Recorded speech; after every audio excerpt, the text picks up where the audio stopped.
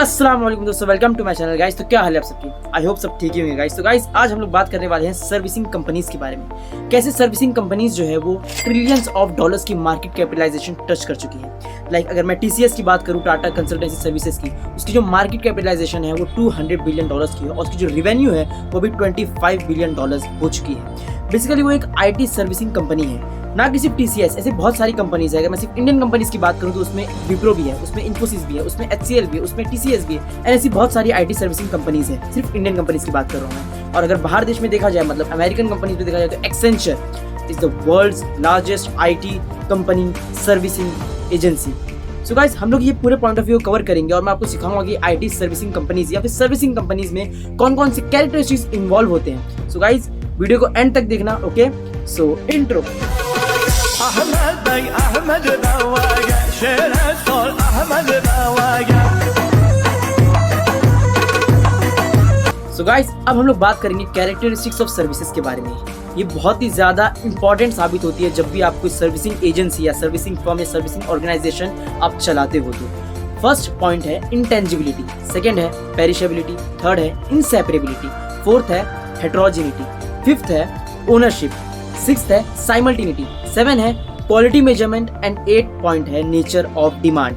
ये सारी चीजें आप लोगों को सुनने में बहुत ही थ्योरेटिकल लग रही होगी, लग रहा होगा कि मैं आपको लेक्चर दे रहा हूँ किसी क्लास में बैठ करके, लेकिन ऐसा कुछ नहीं है। आप लोगों को ये सारे पॉइंट अच्छे तरीके से समझने होंगे अगर आपको डीप डाउन तरीके से सर्विसिंग एजेंसीज चलाने का तरीका समझना है तो। सो गाइस अब हम लोग आते हैं अपने फर्स्ट पॉइंट पे, इंटेंजिबिलिटी। सो गाइस इंटेंजिबल का मतलब होता है कोई भी ऐसी चीज जिसको हम टेस्ट नहीं कर सकते, जिसको हम छू नहीं सकते, जिसको हम सूंघ नहीं सकते, जिसको हम देख नहीं सकते। सिर्फ उस सर्विस को लेने के बाद हम उसकी फीडबैक दे सकते हैं कि हाँ वो सर्विस अच्छी थी या नहीं थी। सो इनटेंजिबल का मतलब ही वो होता है कि कोई प्रोडक्ट नहीं, उसकी कोई सर्विस हो। टेंजिबल मतलब होता है जिसको आप छू सकते हो, जिसको आप खरीद सकते हो, जिसकी ओनरशिप ट्रांसफर हो सकती है। लेकिन इनटेंजिबिलिटी में ऐसा नहीं है, वो एक सर्विस को कहा जाता है। अब सेकंड आ जाता है पेरिशेबिलिटी। सो गाइस सर्विसिंग बहुत सारे तरीके की होती है। हम लोग जियो की कार्ड में अगर रिचार्ज कराते हैं, मतलब जियो तो मैं स्पेसिफिक नाम बता रहा हूँ, सिम कार्ड में जब रिचार्ज कराते हैं हम गाइस, तो उसमें ऐसा एक टर्म रहता है कि 1 मंथ का आपका रिचार्ज है, पर डे आपको 1.5 GB का डाटा दिया जाएगा। और जब हम 1.5 GB का डाटा या फिर 1 GB का डाटा एक्सीड कर देते हैं तो वो इंटरनेट डाटा खत्म हो जाता है, तो वो पेरिशेबल हो जाता है। तो सर्विसिंग पेरिशेबल सर्विस इसी तरीके की होती है, वो एक सर्टेन अमाउंट ऑफ टाइम के लिए होती है, उसके बाद वो पेरिशेबल हो जाती है। थर्ड आता है guys inseparability. So guys inseparability services होती क्या है? बेसिकली एक ऐसी सर्विस होती है जहां पर आप सेपरेटली कोई भी सर्विस को कंज्यूम नहीं कर सकते। अगर आप कोई भी मूवी टिकट खरीदते हो तो आपको वहां पे प्रेजेंट होना पड़ता है उस मूवी को, उस सर्विस को देखने के लिए, उस सर्विस को कंज्यूम करने के लिए। आप अगर कहीं पे फीस भरते हो किसी क्लास की, आपको लेक्चर अटेंड करने के लिए आपको वहां मौजूद होना पड़ता है। आप सेपरेटली उसे कहीं और पे अटेंड नहीं कर सकते, आपको मौजूदा होना पड़ता है। उसे कहते हैं इनसेपरेबिलिटी सर्विसेज। ठीक है, अब आते हैं हम लोग गाइस अपने फोर्थ पॉइंट पे, जिसे कहते हैं हेटेरोजेनिटी सर्विसेज। हेटेरोजेनिटी सर्विसेज बेसिकली गाइस होता क्या है? सो गाइस ये एक ऐसी सर्विस होती है जहां पर आपको अलग अलग टाइम पे सेम पर्सन से अलग अलग टाइम पे या फिर अलग अलग पर्सन से वो सर्विस अलग अलग तरीके से आपको दिखेंगी या आपको महसूस होंगी या आपको आपके फीडबैक्स भी अलग होंगे।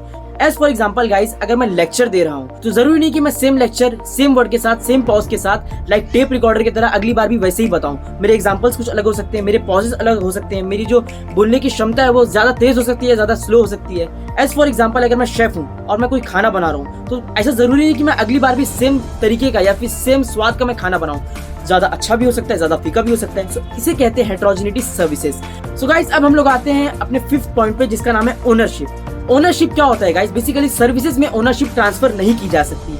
सो गाइस मैं अगर प्रोडक्ट की बात करूं, अगर हम कोई प्रोडक्ट बनाते हैं तो उसको बेचते हैं किसी को, तो वो प्रोडक्ट की जो ओनरशिप है वो एज ए मैन्युफैक्चरर से एज ए कंज्यूमर तक ट्रांसफर हो जाती है। लेकिन सर्विस में ऐसा नहीं है।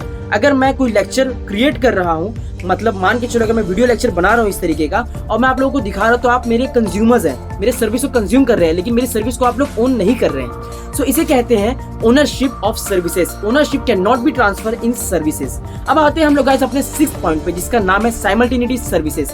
साइमल्टेनिटी सर्विसेज क्या होता है गाइस? बेसिकली गाइस जब भी कोई सर्विस को प्रोड्यूस किया जा रहा हो और on the other hand eight same time उस सर्विस को कंज्यूम भी किया जा रहा हो। लाइक फॉर एग्जांपल हम कहीं पे हेयर कटिंग कराने जाते हैं बार्बर शॉप में, तो जो बार्बर रहता है वो बाल काट भी रहा होता है और हम वहीं पे बैठ करके उस मौजूदा हालात में हम अपने सर्विस को कंज्यूम भी कर रहे होते हैं। सो उसे कहते हैं साइमल्टेनिटी सर्विसेज। अब आते हैं गाइस हम लोग अपने 7th पॉइंट पे, quality measurement. So guys quality measurement होता क्या, आप लोगों को दिमाग में आ रहा होगा। हम कहीं भी अगर कोई सर्विस को कंज्यूम करते हैं, लाइक फॉर एग्जांपल हम कहीं मॉल में विजिट करते हैं, तो हम लोग से पूछा जाता है कि सर आप हमें फीडबैक दो। एक बूथ लगा रहता है कि 1 star, 2 star, 3 star, 4 star, 5 star, तो हमें यहाँ पे रेटिंग देनी रहती है। जब हम रेटिंग देते हैं या फिर एज फॉर एग्जांपल हम कोई भी ऐप डाउनलोड करते हैं अपने फोन में प्ले स्टोर वगैरह से, तो वहाँ पे हमें दिखाया जाता है कि आपको हमारी सर्विस कैसी लगी, हमारी एप्लीकेशन की सर्विस कैसी लगी, आप क्या रेटिंग देना चाहेंगे।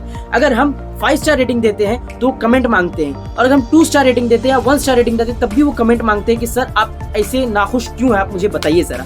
तो हम जब कमेंट में बताते हैं कि एज अ कंज्यूमर हमें क्या दिक्कतें आ रही हैं, तो वो क्वालिटी मेजराइज करते हैं। उसके बाद वो अपने सर्विसेज में उन सब चीजों को चेंज करने की कोशिश करते हैं। उससे क्या होता है गाइस, उससे वर्ड ऑफ माउथ की पब्लिसिटी होती है। जैसे कि मान के चलो मुझे अगर उस एप्लीकेशन की सर्विस अच्छी नहीं लगी और मैंने उसे कम रेटिंग दी और मैंने कमेंट में बताया कि ये सब चीजें दिक्कत है, तो मुझे रिप्लाई आता है सर हमने उस लूप होल को ठीक कर दिया है, अब आप बिना किसी हिचकिचाहट के हमारी सर्विस को यूज कर सकते हैं। तो मुझे बहुत ही अच्छा फील होगा। तो मैं बताऊंगा और भी 10 लोगों की गाइस बहुत अच्छा एप्लीकेशन है। यहाँ पे देखो हमारी जो बातें वो सुनी जाती है और उसके मुताबिक इसको बदलाव भी किया जाता है। तो क्वालिटी मेजरमेंट इसलिए होता है गाइस कि कंज्यूमर्स को ज्यादा से ज्यादा अट्रैक्ट करने के लिए, कंज्यूमर को ज्यादा से ज्यादा रिटेन करने के लिए क्वालिटी मेजरमेंट सर्विसेज को इस्तेमाल किया जाता है अपने सर्विसिंग कंपनीज में।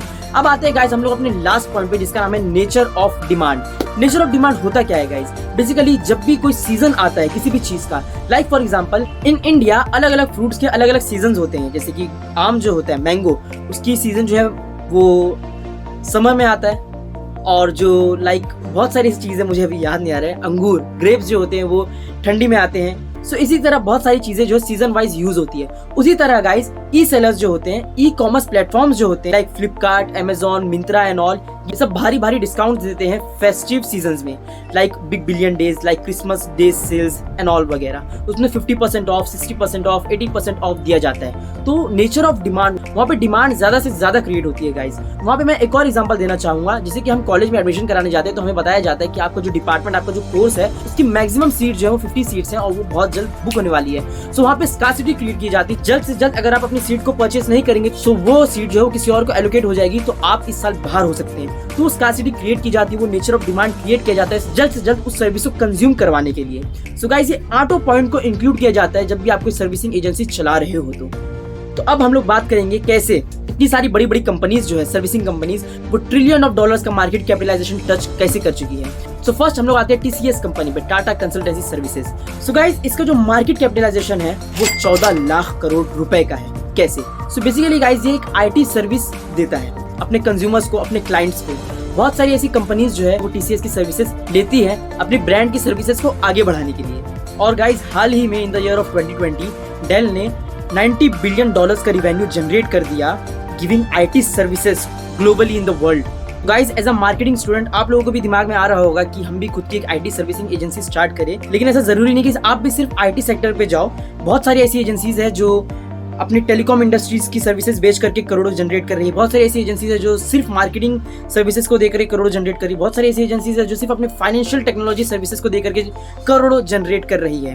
तो मैं आपको एज फॉर एग्जांपल एक चीज बताना चाहता हूँ। हम लोगों ने बहुत बार ऐसा सुना होगा अपने फ्रेंड्स लोग से जो लोग टेलीकॉम इंडस्ट्रीज में काम कर रहे हैं as a telecaller. So guys वैसे ही जो भी टेलीकॉम इंडस्ट्रीज के जो ओनर होते हैं, जिन लोगों के पास ऐसे 20-30 क्लाइंट्स होते हैं और हर एक क्लाइंट के, हर एक पर्टिकुलर डिपार्टमेंट के 20 से 30 टेलीकॉलर्स होते हैं, कम से कम भी तो गिरी से गिरी हालत में भी 10 टेलीकॉलर्स होते ही हैं। तो ऐसे ही आप भी खुद अपनी कंपनी रजिस्टर करा करके ऐसे अपने खुद 10-20 टेलीकॉलर्स को बैठा करके 2-3 क्लाइंट्स ला करके अपना बिजनेस स्टार्ट कर सकते हैं, एक सर्विसिंग, एक टेलीकॉम सर्विसिंग एजेंसी का।